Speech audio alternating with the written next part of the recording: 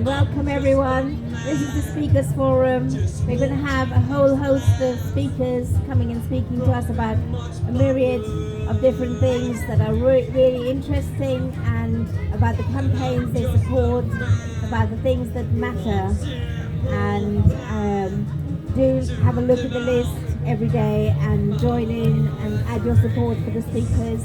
We've also got a campaign space, and in the campaign space there's going to be a whole load of other campaigns and workshops and activities happening, poetry writings, songwriting, art blocking, a whole load of different things. So do come and see what there is and join in. And if there's something you'd like to talk about, if there's something you're passionate about, come and talk to us about it. We'd love to include you.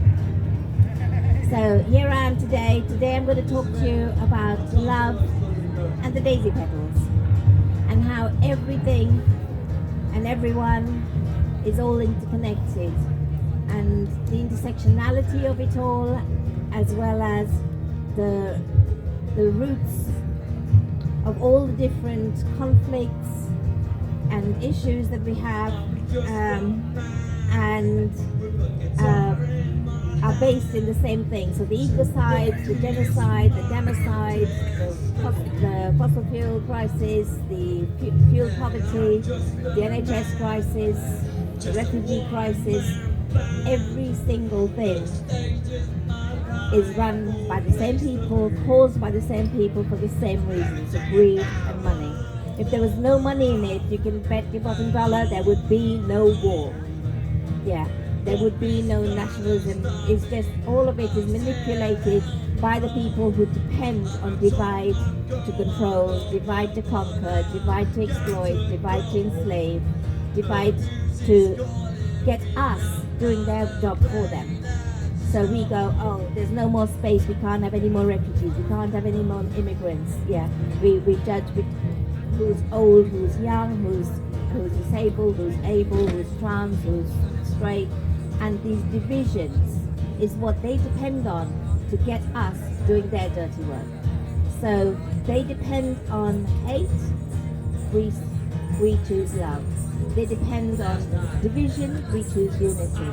And we must choose unity on everything. Because as soon as we fall for any division, we fall into the trap. So so my daisy petals are here to remind us that all the causes that we care about, social justice, climate justice, peace, all these different causes are not separate issues. They're all part of the one. And if we stand for just one of those, we fall into the trap of being divided. As soon as we stand for the one, they can get on with doing something else. So in Palestine, for example, at the moment, everyone's focusing on Gaza. While they're focused on Gaza, in the West Bank, they're bulldozing homes. Yeah. So we can't allow our focus to be on just one area of anything, the whole planet. We support the coral reefs, we support the Amazon, we support disabled people, we support children, we support everything, and we have to see everything, because they've got a long-term plan.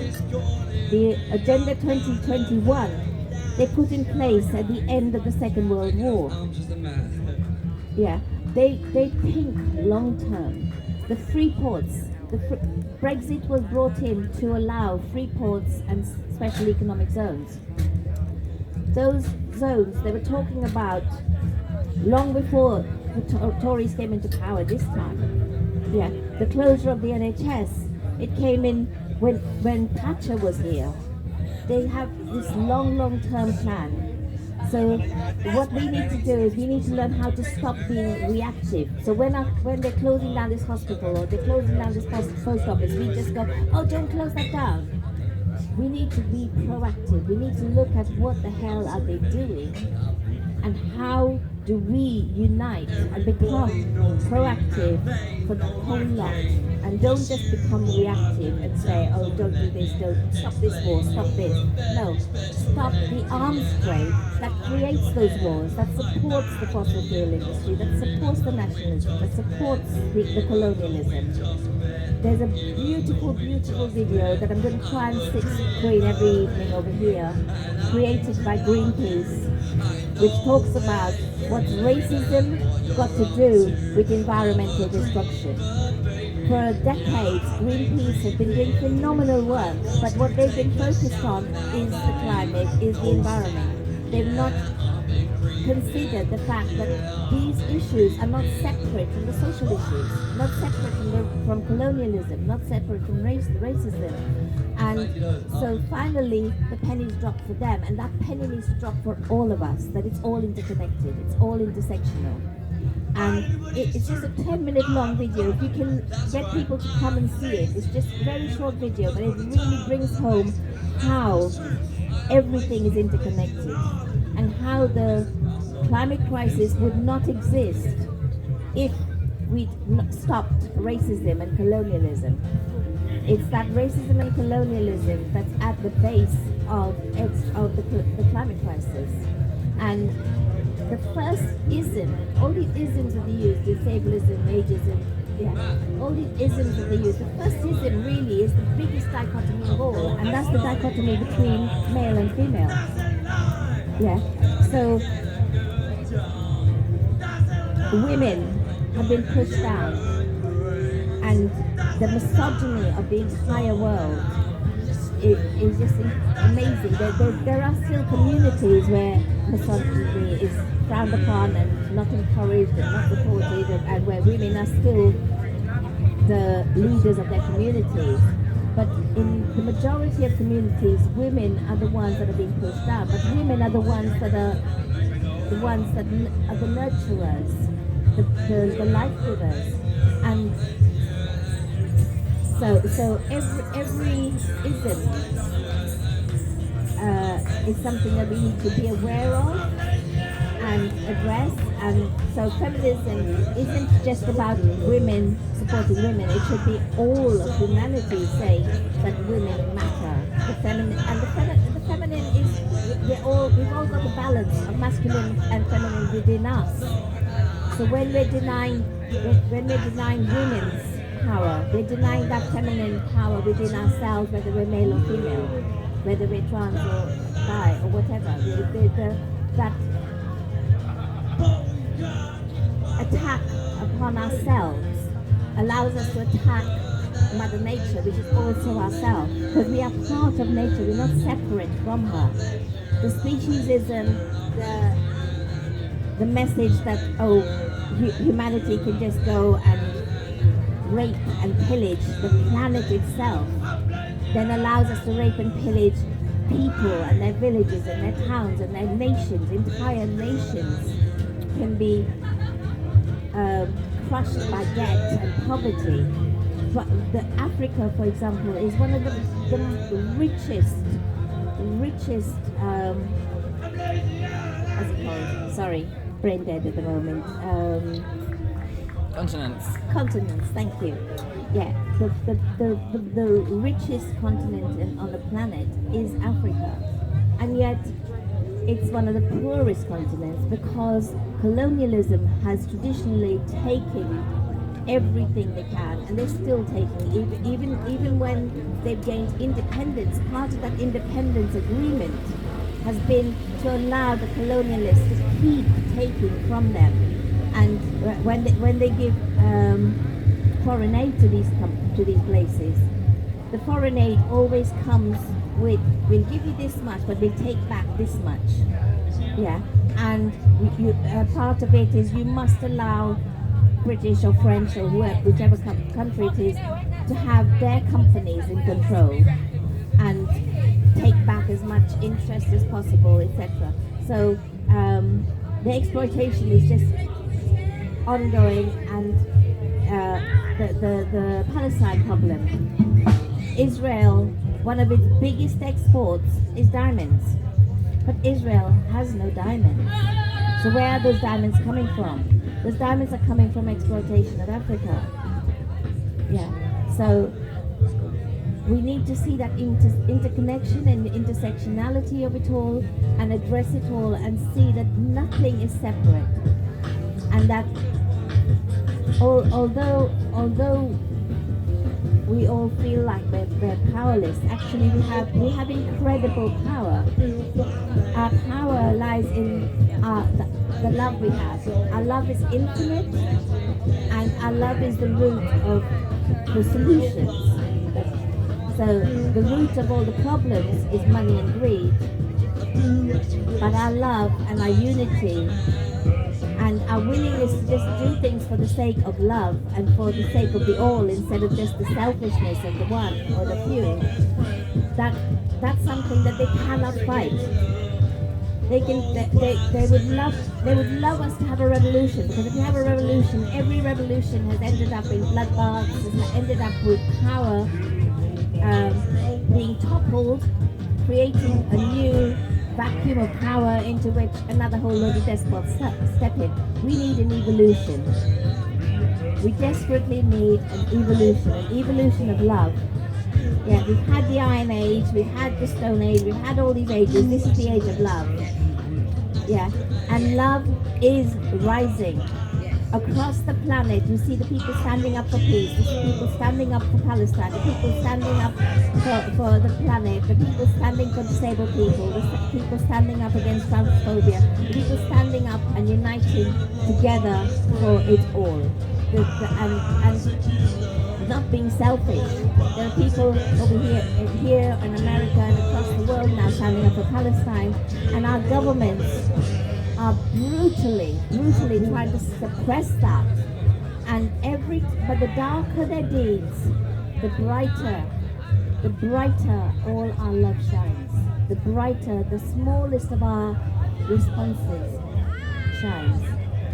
And it's empowering so many more people to stand up and speak up and refuse to be silenced. They depend on our ignorance. They say ignorance is bliss, and yes, it is. It's bliss for those who are abusing our ignorance, who are abusing our trust, who are abusing our planet. It's ignorance. Our ignorance is their bliss. But our knowledge is our power to stand up and speak out and to hold that power to account, to speak truth to that power. They do not like us to speak truth. At the moment, Julian Assange is languishing in prison. He's being tortured. He's being kept in isolation to try and give a message, not just to him, but to the world, that they will not tolerate our truth speaking, our truth sharing. But the more they try to silence our truth, the more people are saying, no, the truth matters. We will not, we see you. We see your corruption. We see what you're doing, and we won't accept it. We won't tolerate it. We will change it. We are the change. And this change hasn't just happened overnight. It's happened over decades. It's happened over centuries. This change doesn't happen. If you think of, for example, when they first invented a wheel, how long between that first wheel before they first had bicycle, before they first had a car, before they first had wheels on enabling a plane to take off. Yeah, knowledge shared through the centuries has brought us to here. We are the culmination. We are on that cusp now. We're the people drawing everything together. We're the people remembering that all of life is interconnected. All of life are like petals of the same daisy. And like petals of the same daisy, when we see the whole, we are empowered by the whole. And then empowered by past generations, empowered by future generations, reminding us what we need to do to be able to be that change and to effect that change, so that we can make sure that there is a future for our NHS, a future for our oceans, a future for our people, a future for our life on Earth. We've already hit tipping points.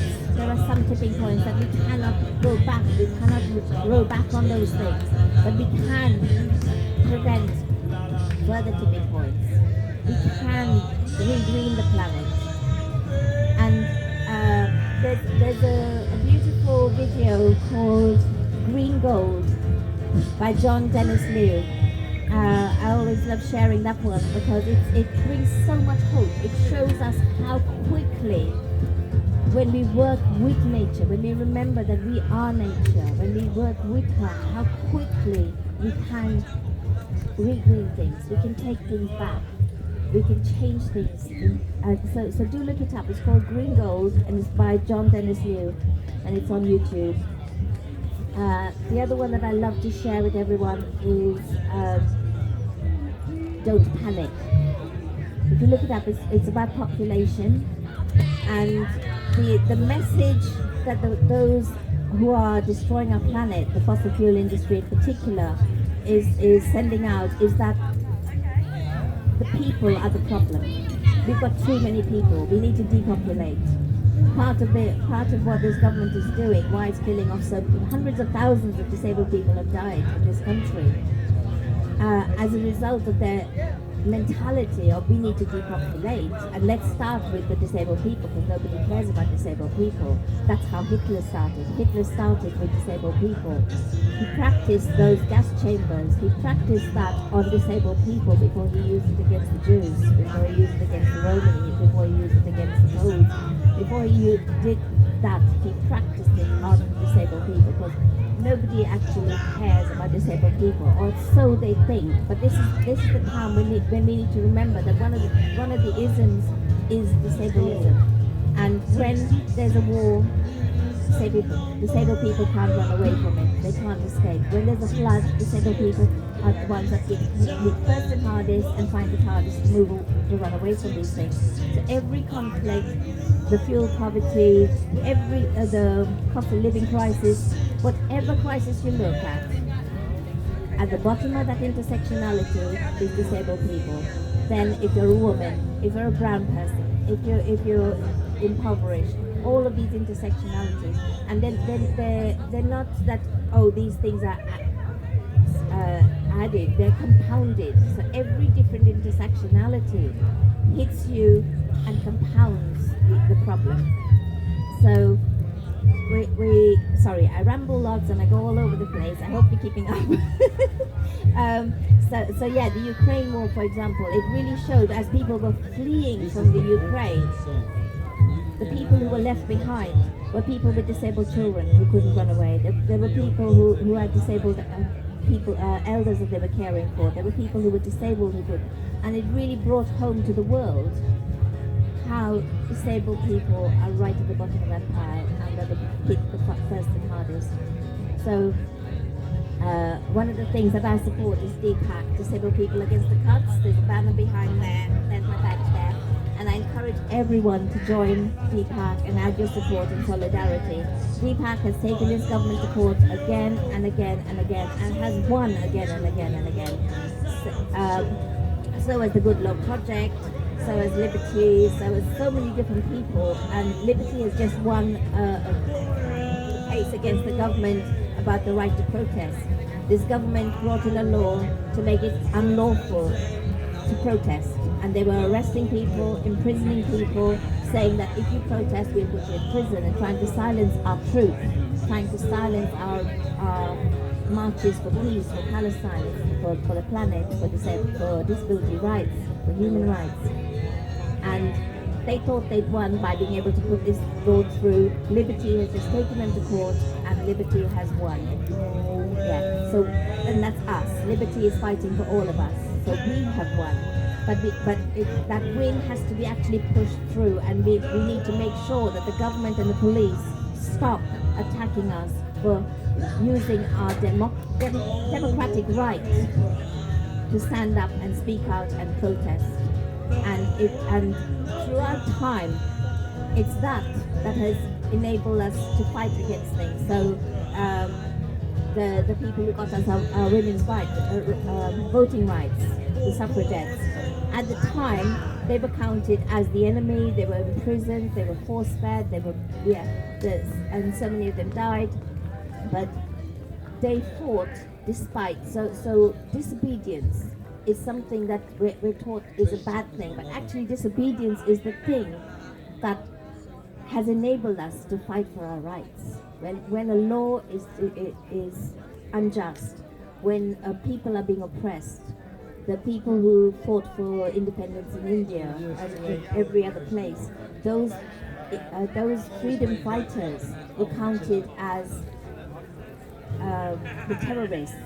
They were counted as the enemy, but the enemy were the colonizers and the oppressors. Just as in Israel now, Israel is the colonizer, is the oppressor, and yet we've got the UK government, the US government, so many other governments supporting Israel and telling the people over here and across the world who are standing up for the Palestinians, telling them that they are the bad people, they're the ones that we should be arresting. But the people in power are the ones that are the bad ones and are doing some really, really awful, wicked things. And it's down to us, the people, to stand in solidarity with the Palestinians, stand in solidarity with all of life. The orangutans are being pushed out their habitats, the Amazon is being destroyed,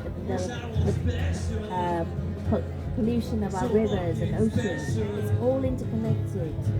It's the same people behind all of it. But our petals of the same daisy are the people and all these things and all the causes that we really care about. Do come and have a look at them. They're all in pairs. So there we go. For example, you can't have climate justice without social justice. You can't have disability rights without human rights for all. Yeah. The only one that does have a pair is this one, equality. Because if we can have equality and justice and rights for all beings, including Mother Earth. Yes. Yeah. So we don't allow anyone to be attacked or anything to be attacked. Then we can sort all of these things out as well. But we can't have that without remembering the love that connects it all. When we remember the love that connects it all, then we allow love to empower us to be whatever we need to be, to do whatever we need to do, to say whatever we need to say. I'm really shy. I really struggle with being able to come out and speak in public. Penny, who's, I don't know, have I got Penny's picture in here? I don't know if it came back in here. Okay. This land was Penny's land. Penny Kemp was instrumental in setting up the Green Party here and in other countries because she believed very firmly in justice, social justice, justice for women, justice for the planet, environmental justice. And she welcomed Small World onto this land, and this became our home field thanks to Penny. So when Penny died in 2021, I created this space and a campaign space in her memory and her honor. And also to remind myself that it was her who held my hand and said, "You've got something to say. You need to come and say it." And we need that. Each of us, if we've never spoken before, but we've got something that we need to share, there's something that we feel, we need to find that courage and do it anyway. Feel the fear and do it anyway, because our voice, every single action matters. And when this is my beloved Penny. Can I show you? This is Penny, and there's a lane down there called Penny Lane now in her name as well. And she was Caroline Lucas's boss, and yeah, she was an amazing woman. And I'd love to see her legacy actually bear the fruit it deserves. She fought for justice all her life. She did the most incredible things. You look her up and you'll find her obituaries telling you more about her. And each of us, she very, very firmly believed that each of us had something that we could share, something that we could do, something that we could give. And so she created the Speakers Forum at Glastonbury Festival, and that's where she first got me speaking. I was nervous as hell. But yeah, there's people dying in this country. I don't know if you know about how many disabled people have been dying in this country and why they're dying. This government's policies, their cuts, their welfare reforms, their austerity have been targeted very specifically at disabled people. And we said when it started that they will start with us, but just like the Nazis, they will come for everyone else. And that's exactly what they've done. So they started with cutting us, and then the cost of living crisis that was hitting us has now expanded to millions of people across this country. The majority of people claiming universal credit now are people in work. People who are not being paid enough. Not being paid enough in full-time jobs, doing 2 and 3 jobs even, and still not earning enough to be able to put a roof over their heads, not being able to put food on their plates, not being able to put clothes and shoes on their children. And then because they're benefit claimants, they're being abused and being vilified and being scapegoated as they're the problem.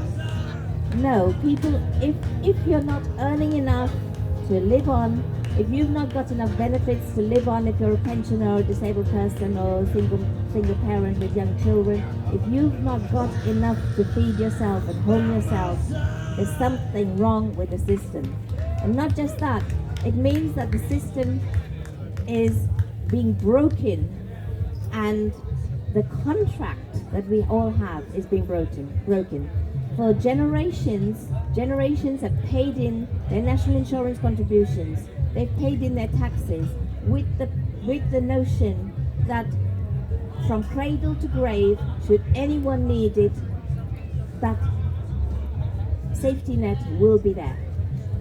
If you need treatment in hospital, you will get it. If you need medicine, you will get it. If you need glasses, if you need a dentist, you will get it. We now have a dental crisis. Yeah, there are people pulling out their own teeth because they cannot get a dentist. Yeah, we have a huge crisis, a health crisis, a humanitarian crisis in this country because of breach of contract. That contract is, we pay it, and we got no option about it because they take at source. When people earn, they take your national insurance contributions at source. They take your tax at source. The rich people have a different system. They can tax avoid to their heart's content. And they do.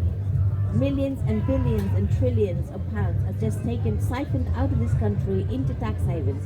Into tax havens that will be underwater because of the climate crisis.